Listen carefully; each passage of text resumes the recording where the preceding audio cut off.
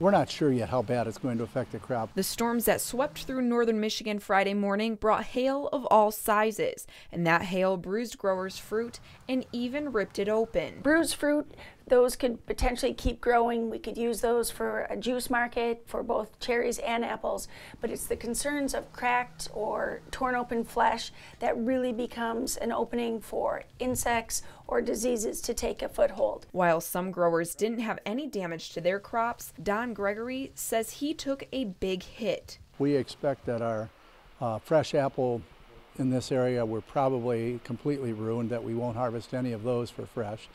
In terms of cherries, we're not really sure. We think some of them may be salvageable for potentially juice products at this stage of the game. You want to make sure that that tree's healthy after a hailstorm comes through, but then also what is the cost of actually removing that fruit? It's expensive. So it's a lot about economics, and it's also, we grow a perennial crop, so we got to have these trees in tip-top shape for next year. And so it's a real balancing act. Gregory says his main concern is trying to minimize the damage to the trees and salvage as much fruit as possible.